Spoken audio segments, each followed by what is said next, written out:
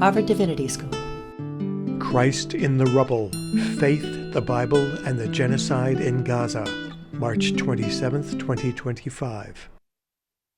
Hello, everybody. Welcome.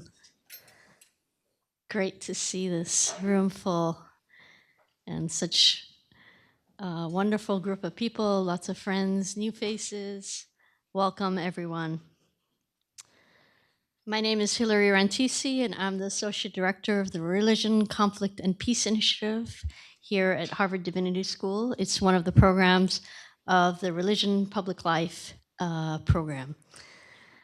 And it's my honor tonight to present our event and our speaker. Tonight's event is part of our new book series. And this is the third book that we are hosting this semester. There will be one more on April the 7th, so please be on the lookout for that book event.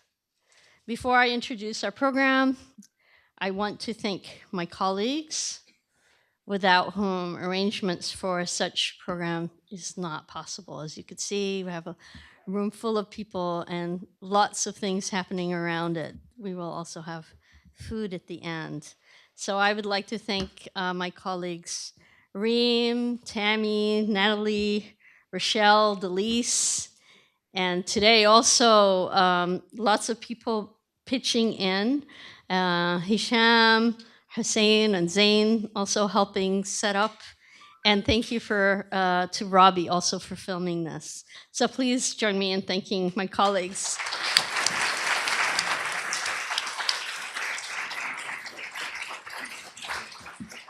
So as an introduction for those of you who are not familiar with the Religion, Conflict, and Peace Initiative, our work here always centralizes an analysis of power, structural violence, structural injustice, and violence. In all our programming, you'll see that thread come through our programming, and today is not an exception.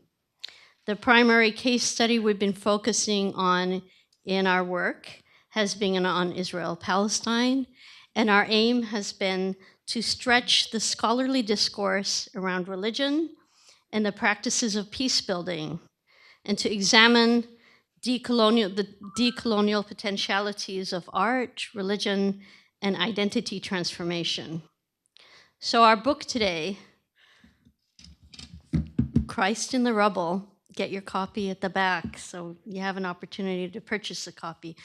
Christ in the Rubble, Faith, the Bible, and the Genocide in Gaza centers an analysis of power, structural injustice, and violence. So very much in line with the work that we are doing. We are so honored to be welcoming Reverend Dr. Munther Isaac to be with us today. Reverend Dr. Munther Isaac is the pastor of the Evangelical Lutheran Christmas Church in Bethlehem. He's also the academic dean of the Bethlehem Bible College and the director of the Christ at the Checkpoint conferences. He's widely published as well. In addition to the book that we're featuring today, he's authored numerous books and articles, including The Other Side of the Wall, a Palestinian Christian narrative of lament and hope, published in 2020, and From Lands to Lands, From Eden to the Renewed Earth, a Christ-centered biblical theology of the Promised Land, published in 2018. It is my great privilege for me to welcome you to Harvard today, Dr. Munther Isaac. Please join me in welcoming him to the stage.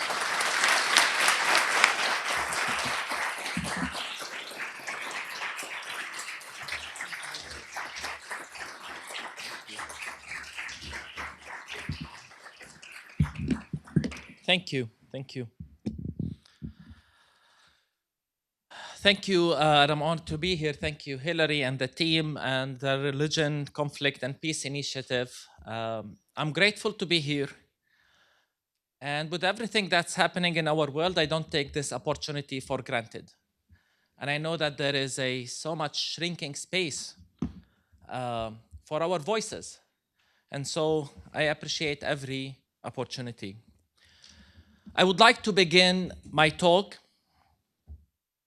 by quoting from my good friend, Palestinian theologian, Yusuf al-Khouri, who comes from Gaza. His parents are still trapped in Gaza.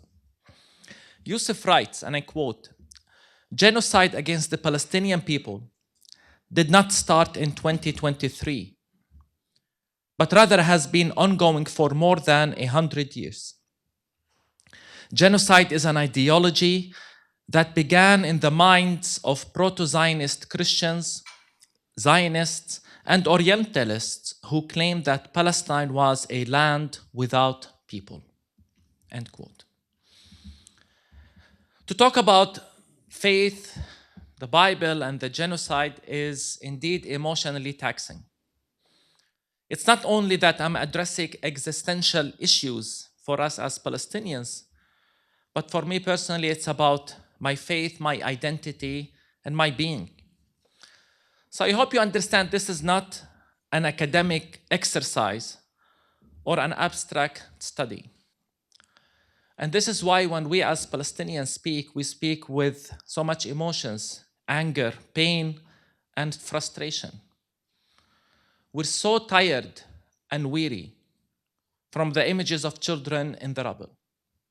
We continue to ask for how long. We're tired and weary in advocating. We're tired from the images of bloody hospitals, of bereaved families. And we're tired of having to fight for our mere existence. I love the West Bank, not Gaza. I love the West Bank, with close to 40,000 Palestinians already displaced in the north. Israel is waging a campaign against the refugee camps. And I left wondering who's next. Are we next in Bethlehem? The seeds of ethnic cleansing are already being planted in the West Bank. And before I begin, I must clarify something. Genocide is not a term I use lightly. I was recently asked, giving a talk to a group of church leaders, who noticed that I use the word genocide a lot, and they said, "How do you define it? How do you understand the word genocide?" And I answered by saying, it doesn't matter. My opinion doesn't matter. Genocide has a definition and a criteria. It was not the Palestinians who wrote this definition. It was the Western world, with the idea that never again must be never again. And in fact, for years, that Western world lectured us in the Middle East and Palestine, Arabs, on the importance of international law and human rights. So we apply the criteria. Genocide, as I said, has a definition that was set by the Genocide Convention. And you can go and read this definition when acts committed, any of the following acts committed with intent to destroy in whole or in part a national, ethnical, racial, or religious group. And then it gives 5 criteria: killing members of the group, causing seriously bodily or mental harm, deliberately inflicting conditions of calculated, you know the definition. And now we have mounting evidence and the witness of numerous experts that what Israel has been doing in Gaza fits this definition, meets the criteria, and accounts for genocide based on the definition. And I want to name some examples, not all. We have the case of the South African in the International Court of Justice. We have numerous UN experts form a group, committee of repertoires. We have many leading genocide and Holocaust scholars, including Israeli professors like Amos Goldberg, a Holocaust and genocide researcher at the Hebrew University. We have Ras Sigal, associate professor of Holocaust and genocide study at Stockton University. We have Omer Bartov, professor of Holocaust and genocide studies at Brown University. We have the report from Francisca Albanese, the United Nations Special Rapporteur on the Occupied Palestinian Territories. Back in December of 2024, we have a report, 2023, of over 55 scholars of the Holocaust, genocide, and mass violence. Then we have a joint report by the University Network for Human Rights, International Human Rights Clinic, Boston University School of Law, the International Human Rights Clinic, Cornell Law School, Center for Human Rights, University of Pretoria, and the Lowenstein Human Rights Project at Yale Law School. Then we have the detailed report of Human Rights Watch, another by Amnesty International, then a report commissioned by the UN Human Rights Council. Let us be clear. The question is not whether what's happening is a genocide or not. The question is, why is this being denied? And why are people of faith, in particular, I call on my own family, the church, why is the church denying that there is a genocide? That is the real question, and not whether there is a genocide or not. And again, I reiterate, you lectured us for years on the international law and human rights. But when it's one of your ally, by your tax money and the support of your political leaders, commits a genocide, you attack us for calling it a genocide. Why is it being denied? And maybe we need to ask, how many more need to be killed until the world recognizes that this is a genocide? We're talking about close to 50,000 people that we are able to count who were killed, including 17,000 children. And in fact, The Lancet, one of the world's leading medical journals, recently published a report that estimates that the death toll is actually close to 180,000. We have 2 million displaced. Total destruction. Gaza, as we know it, no longer exists. The denial is so loud. It's nothing short of complicity. And tragically today, we are reaching what many are calling the final stages of the genocide, with threats, leave or die. And it seems that the Israeli politicians are content to apply Trump's idea of ethnically cleansing 2 million Palestinians. The numbers from the first 48 hours since the ceasefire broke are horrifying. The images were horrifying. I've written a book about a genocide, not just to highlight what happened, but also to lament the fact, and I speak here as a pastor, that the genocide has taken place in front of the whole world to see, and Christian theology, mainly Western Christian theology, shamefully and tragically played a role in enabling this genocide. The role of theology, of course, cannot be viewed in isolation, but as part and parcel of a wider matrix. This matrix, I would argue, is a matrix of three: coloniality, racism, and theology. Coloniality, racism, and theology. You see, when we try to fathom the amount of hypocrisy and double standard manifested by the United States, the UK, and Europe, and indeed, unfortunately, many faith leaders, when it comes to the international law and human rights, this can be explained, I would argue, by these three intertwining factors: coloniality, racism, and theology. Racism and supremacy, of course, and empire theology. The three elements work together. They work hand in hand in the context of Palestine. When I talk about coloniality, I use a definition from a document called the Accra Confession. It's a Christian ecumenical document from the World Communion of Reformed Churches.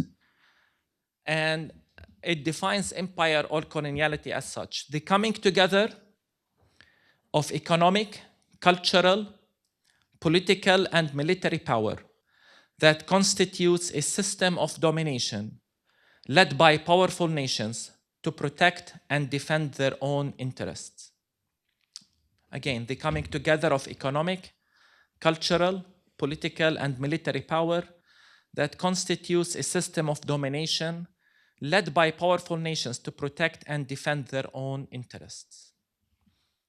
Power, domination, interest. We need to look at Israel within these terms. It's interesting that America actually never hesitates when it talks about Israel as an ally. They support Israel because Israel is an ally. There is an invested interest here.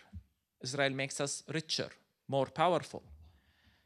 What Biden said during the war was very telling. If Israel did not exist, we would have to create it to protect our interest in the Middle East. This is the power of empire, of control, of domination. And that's why it's very clear across the political divide that support to Israel, I would argue an extension of empire, is part and parcel of American policy, even American identity. This domination and exploitation of others is based, I would argue, on racism. The belief that some people groups have less dignity and worth than others, to put it simply. You see, to boast that you will, and I quote, own someone else's land or territory. These are Trump's words. We will own Gaza. Then make it into the Riviera of the Middle East by ethnically cleansing 2 million people. To do so, you only declare this when you clearly view yourself as superior and the other as inferior, even less human. This is what enables you or allows you to make such a claim. What was really interesting is the response in the US society and politics about this suggestion. There was a debate about its practicality. Do we want to send troops to Gaza? And of course, no one could care less about the idea that Trump is actually suggesting ethnically cleansing 2 million people, a war crime. No one cares. So don't tell me it's not racism, that they don't view Palestinians as equal human beings. And if you need an ideology or religion that turns coloniality and racism into actually good and righteous acts, then theology and religion come to the service. And by the way, it's not only in this discussion that empire and theology work hand in hand. They do so in many other contexts. Empire theology justifies and gives legitimacy to the sins of coloniality and racism by giving them different names. That's how the three work together, as I said, hand in hand. You see, to dominate, you must dehumanize. And to dehumanize, you need a discourse that turns, in our case, the indigenous into terrorists and turns acts of colonialism into fighting evil and tyranny, maybe even promoting democracy and freedom, maybe even promoting law and order, self-defense. You need those who whisper in the ears of Caesar that he is sent from God and what he is doing is not just right, but will actually make us all great. Empires need a religion. They need a discourse that declares that you are entitled, chosen, destined, superior. This is the theology of empire, whether it's that of apartheid, Christian Zionism, or go and read the Israeli nation-state law. In the case of Palestine, colonialism was described by theology as, and I quote, Jewish return to the land, rendering the indigenous Palestinian, including the Palestinian Christians who lived in this land for centuries, preserving its heritage and Christian presence, rendering them as aliens, even invaders. This is the power of theology. And so the ethnic cleansing of 18,000 Palestinians was dismissed as an unfortunate outcome. And those Palestinians are still denied the right to return to their homes, not just land, homes, even as visitors. While a Jew born in Brooklyn can settle in Palestine, displace Palestinians, and this is called Jewish return to the land or fulfillment of prophecy. This is the power of theology. I'm always interested when we're told as Palestinians that we must forget the past. We should stop talking about the Nakba. But on the other side, you're telling us that the Zionists have legitimacy to our land because of something that happened 4,000 years ago. But we are the ones who should forget the past. And of course, none of what I'm saying is a denial to the historical and religious connections of the Jewish community to the land. The problem is translating this into entitlement and the right to dispossess Palestinians, displace them, and establish a system of apartheid there. But again, by the power of theology, the discourse is shifted. By the way, when we speak about Gaza, have we forgotten that the state of Israel was literally built on the ruins of more than 470,000 villages, and that close to 75 or 80% of the people of Gaza are Nakba survivors? No one talks about this. We're actually told again to forget the past. When we think of the Western and theological and church support to Israel in particular, it was so evident even in this genocide. It manifested itself in several ways. There was full endorsement, those who called for the genocide, there was justification, there was the unquestioned promotion of the Zionist narrative of the war. And there was also silence, and sometimes very shy calls for peace and a ceasefire. This support was across different levels. We saw or heard from theologians, popular pastors, the Christian media, congresspeople, and politicians. And in one of the most telling moments in the last year when it comes to Western Christian support to the land, it was when in the Congress there was a debate about university encampments, and Congressman Allen questioned the then president of Columbia University if she knows Genesis 12:3, and then asked her, do you want to be cursed by the God of the Bible? Do you want Columbia University to be cursed by the God of the Bible? Go and watch the clip. It's unreal. It's using biblical text. I mean, let alone he's butchering the text. But this is spiritual intimidation and bullying. A Palestinian friend of mine called it spiritual terrorism. Imagine, by the way, if Congresswoman Ilhan Omar did the same, quoting the Quran to threaten and intimidate that Allah will curse you if you are against the Palestinian people. Imagine the response. It was so hard for us as Palestinians to see how the Bible was weaponized, not just to justify colonialism, but to justify and support this genocide. In the book, I have a whole chapter called A Theology of a Genocide. Believe me, the chapter could have been a book. It was hard for us on a personal level because we have loved ones in Gaza, and then we hear pastors calling for Israel to make Gaza a parking lot within a week. We've had those who saw the suffering, the pain, the destruction, the war, and said, maybe this will usher the second coming of Christ. Influential pastors. Palestinians were described as the Amalekites. For those who don't know the biblical story, the Amalekites in the Bible needs to be annihilated completely, utterly destroyed. We were called as the Amalekites for the simple reason, as one theologian put it, because we did not accept Israel's sole inheritance of the land today. Imagine.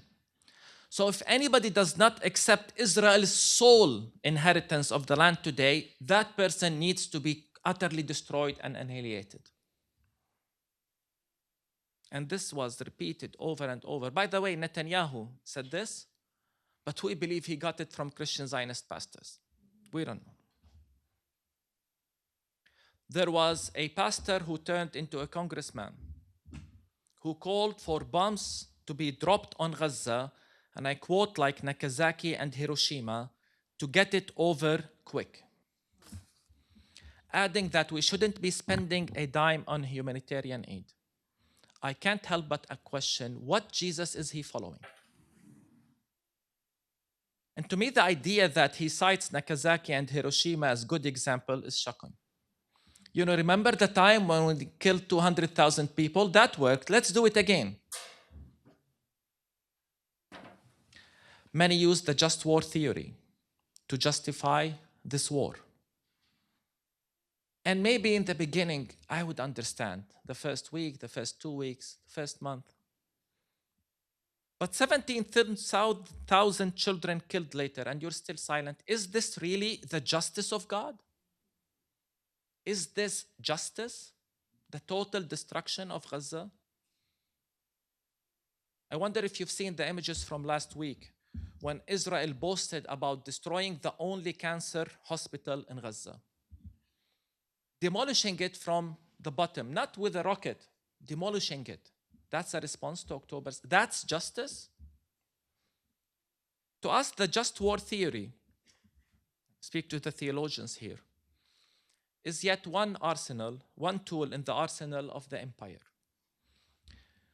Palestinian Christians wrote a response in the beginning of the war, or a call for repentance to the Western Christian community. In it we said, and I quote, "We are aware of the Western Christian legacy of just war theory that was used to justify dropping atomic bombs over innocent civilians in Japan during World War II, the destruction of Iraq, and the decimation of its Christian population during the latest American war on Iraq, as well as the unwavering and uncritical support for Israel against the Palestinians in the name of moral supremacy and self-defense. The arguments of anti-Semitism were also thrown against us as Palestinians. Anti-Semitism is now weaponized against Palestinians. It's very shameful. The Christ in the Rubble symbol that we created in our church was criticized and called as anti-Semitic because we dared to wrap Jesus in a kufiya. You know what's interesting? Some of you maybe have been to our church in Bethlehem. It was built by the Germans. And in that very same church where Jesus in the rubble still lays, we have beautiful stained glass windows, I kid you not, with a blonde Jesus with colored eyes. No one protests. But if we as Palestinians dare to see Jesus sympathizing with our suffering, we are called anti-Semitic. It was an article that tried to fight anti-Semitism, and sadly it did so while promoting vile hatred towards the Palestinians. And let me tell you something, and I hope you understand this. For us as Middle Eastern and Middle Eastern Christians, when anti-Semitism is brought against us, I mean the audacity to call us out for anti-Semitism, when it was you who killed and butchered 6 million Jews in Germany. And you have the audacity to lecture us on Christian Zionism, really? And then by merely resisting the idea of being displaced from the land of our mothers and fathers, you call us anti-Semitic? Really? This is a shameful weaponization of anti-Semitism because anti-Semitism is real. We continue to be told that that this genocide is a response to October 7th. And we have to ask, really? Again, how is the destruction of hospitals a response to October 7th? And maybe it's our fault that we allowed the Western world to place themselves on the top of the moral hierarchy and tell us what's right and what's just. 8 months into the war, the biggest, largest Protestant denomination, the Southern Baptist Convention, made a resolution about the war. This was not a statement, this was a resolution, which meant it was debated and deliberated. And when I read it, I kid you not, I had to read it more than once or twice. I read it 3 times just to check if I'm wrong, because it did not mention a single Palestinian who was killed in the war. They don't see us. It's as if we don't exist. They couldn't even make themselves pretend that they care. Maybe they could have said, we lament or we're sad that Palestinians were killed, but we blame Hamas. They couldn't even pretend that they care. Don't tell me it's not racism. But there was another kind of support and justification to this war by the so-called mainline denomination, progressive, even liberal Christians, who for most of the time adopted the Zionist narrative by calling it a war of self-defense or by simply praying for peace. I devote a lot of time in the book to talk about church statements, and there were many church statements. And one of the common elements about these statements, and believe me, these statements came from the most progressive and liberal and churches. I analyzed one of them, Church of Sweden, a Lutheran, so that you don't think I'm only criticizing other. I also criticize Lutherans. The actions of Hamas are condemned. This is in the statement. They are described as indiscriminate, brutal, and ruthless. The statement highlights the desecration of bodies and the targeting of civilians. It also adopts the Zionist narrative that Hamas is using civilians as human shields. It concludes that all these actions are reprehensible and in violation of international law. They must be condemned. Then the statement moves to the actions of Israel. Israel is not condemned. War crimes are not called out. The actions of Israel are not described as indiscriminate, brutal, and ruthless. There is nothing about the desecration of thousands of children's bodies by bombs. These genocidal acts are, and I quote, a human tragedy that deserves sympathy, but they somehow remain legitimate acts of self-defense by Israel. This was in November of 2023. There was another statement by another Lutheran church in Europe, Germany, in November 2024. And in that statement, and I kid you not, they did not call for a ceasefire. They just said, we call for the creation of structures that would allow humanitarian aid to enter Gaza. We read it and wonder, are they calling for cranes to come from top and in structures so that we allow? They couldn't even call out Israel for denying aid from entering Gaza. And again, these are the progressive churches. Is this a better position than the conservative? In the same way, by the way, when we have these discussions about one administration versus the other, is there any difference, honestly? Many churches called for a ceasefire. The calls, I believe, in many cases were genuine, yet they were toothless because they were devoid of the language of war crimes, genocide, apartheid, and holding those who commit war crimes accountable. This is the art of church diplomacy.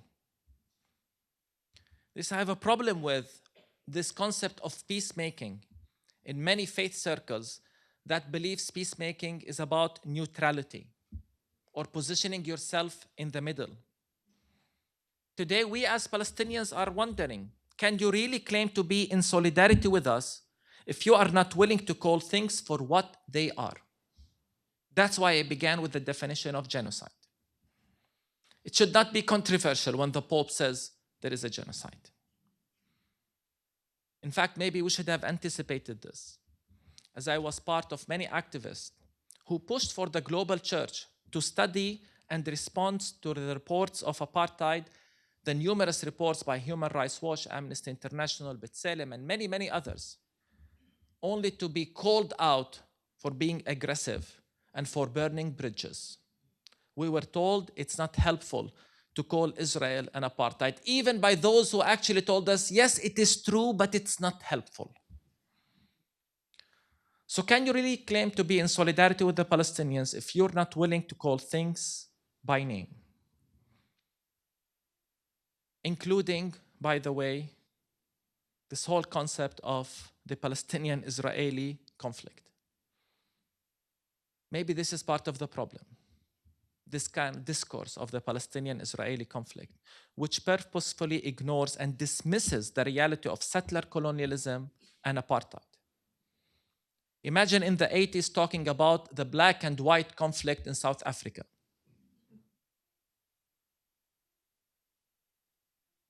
In fact, when the South Africans visit us, you know what they tell us? What you have is far worse than the apartheid we had. Everyone who visits us tells us this. And again, this is the ones who claim to care for the Palestinian cause, yet continue to talk about the Palestinian-Israeli conflict. God forbid, talk about weapon embargo to Israel. At the same time, can we continue to ignore Zionism and Christian Zionism for what they truly are: ideologies that are based on racism and exclusivity. When we look at and evaluate Zionism by the facts on the ground, by what Zionism has committed, it is clearly a movement that engaged in settler colonialism by establishing a state for the Jewish people on someone else's land.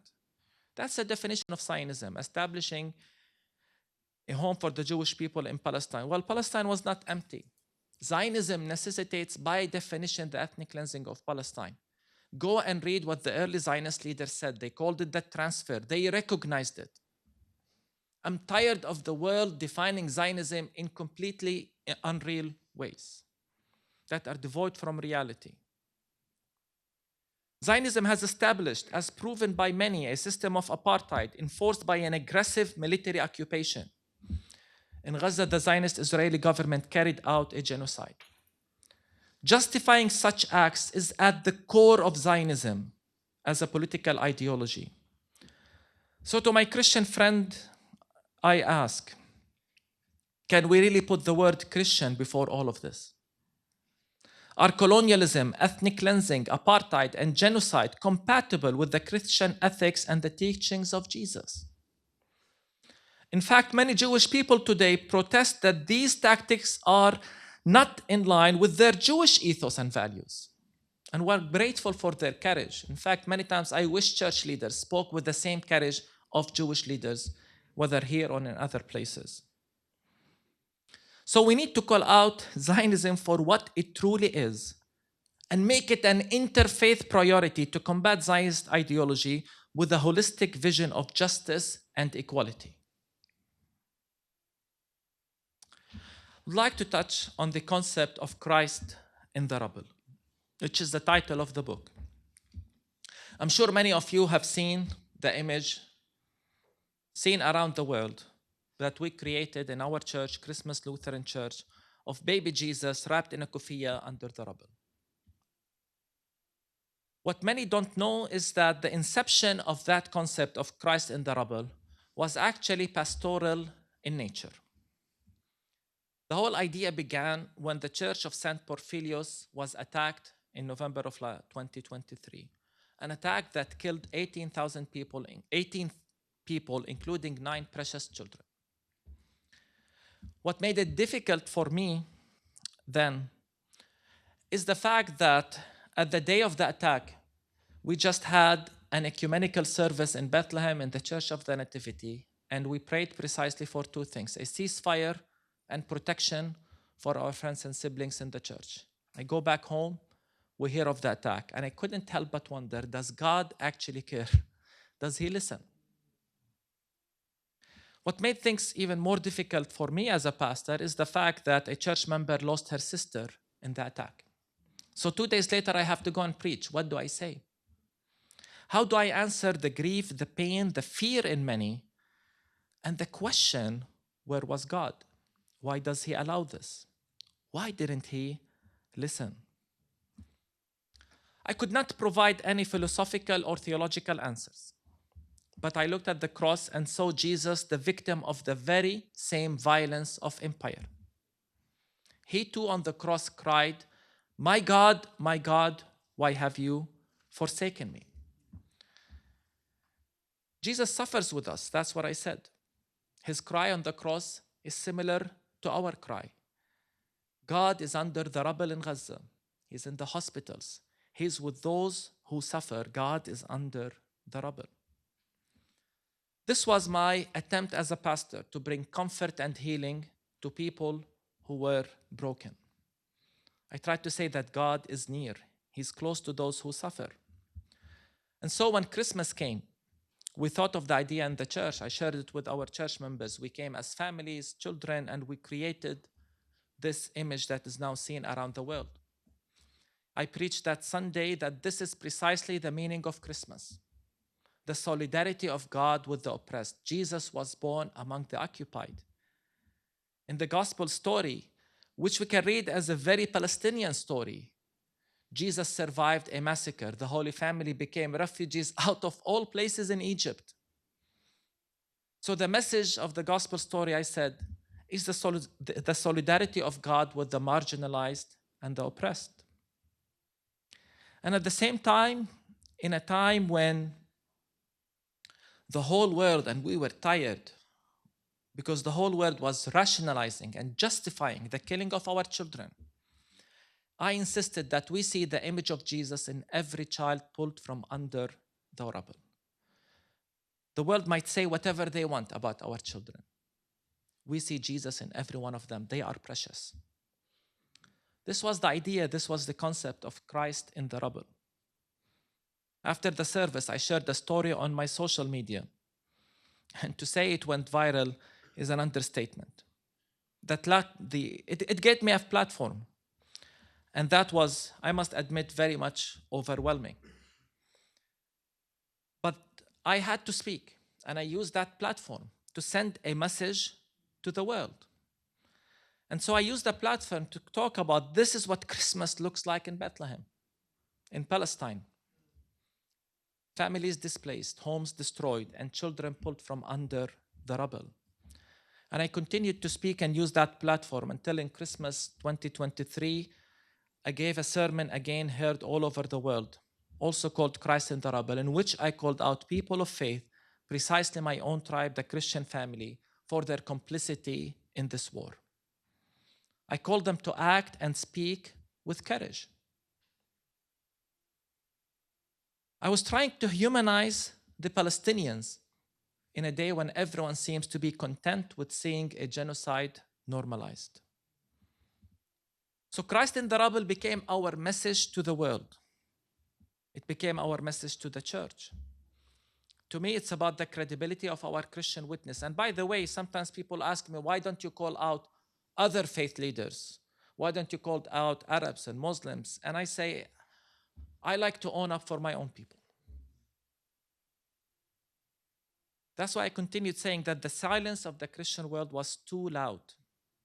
It communicated apathy. It did not reflect the heart of God towards the broken and the suffering. This is the sin of apathy, in that we live in a world in which a genocide was normalized, and we're watching it until today, life on earth. Sisters and brothers, there's so much at stake. And I must ask, what world do we want to leave for our children if people commit war crimes, boast about it, and are not held accountable? This is much more than Palestine. I hope you realize this. This is no longer about Palestine. This is about our collective humanity. Because never again has become yet again. When people ask me where was God in the midst of a genocide, I always say this is the wrong question, because this is not an earthquake or a hurricane.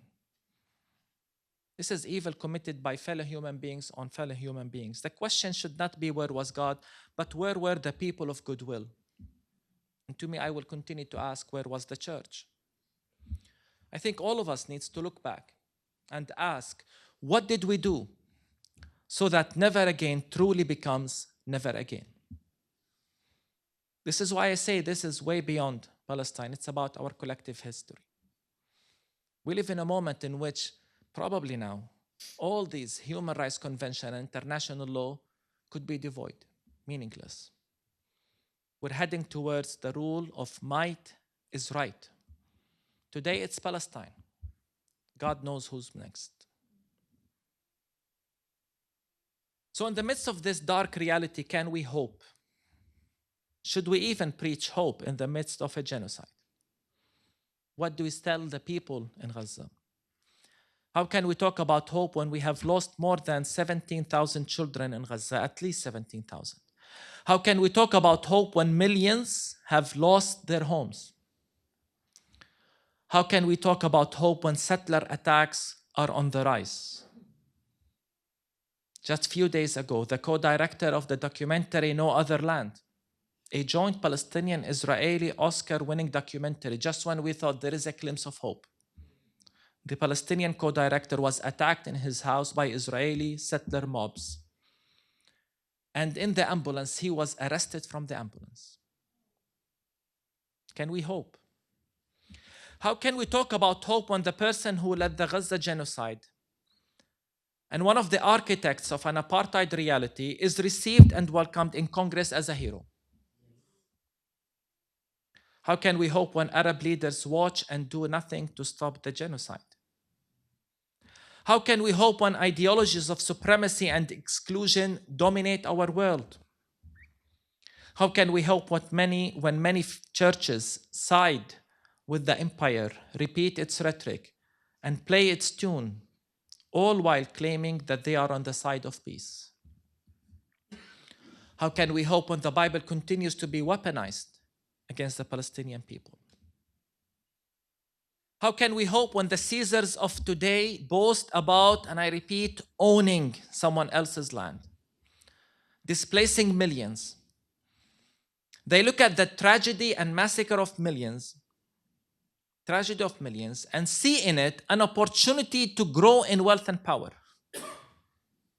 Even sharing a video of the plan. I wonder how many of you saw the video, featuring a Nebuchadnezzar-type golden statue of himself. And the church kept silent. Even worse, whispering in his ear, "You are sent by God to make us great." How can we hope in the midst of a culture of fear and intimidation and bullying, seeing one after the other cave down? So can we hope? Should we hope?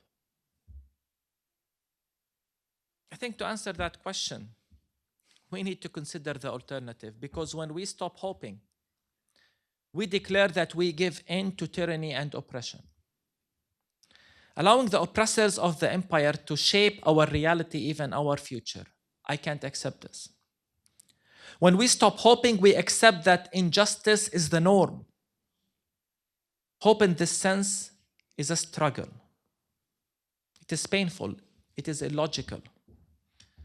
It even feels wrong, believe me. But we cannot surrender to the alternative. In Palestine, we talk more about sumud. Sumud is the Arabic word for steadfastness. It's about resilience. It's about refusing to forget the past. It's about rootedness in the land, this rootedness that can be shaken but will never be uprooted. I see this sumud everywhere I go, because Palestinians kept the memory, kept their identity. Yes, the path forward seems to be marked with more suffering and pain. But until then, we will continue to pray, we will continue to believe, and we will continue fighting just to keep the faith. That's why I kept repeating throughout this war, they can take everything from us, but they cannot take faith from within us. They cannot get inside of us. They cannot take faith from us. Faith in God is the one thing that they cannot take from us. In this sense, sumud becomes our commitment, our defiance, our resolve. It becomes our commitment to continue to work for justice, to advocate for life with dignity, and to choose to hope that we will recover from this atrocity. Hope becomes a choice, action, active. Yes, the loss is enormous. The destruction is massive. The pain is profound and the wounds are deep. To the extent that recovery seems an illusion. It feels like being in the bottom of a deep and dark pit. It feels like the tomb of Jesus on Saturday. Death, darkness, and silence. But we must continue to choose to hope, to survive, to exist, and to insist that God is good. So we will recover, rooted in resilience, and we will demand justice for our people. We will recover. Thank you.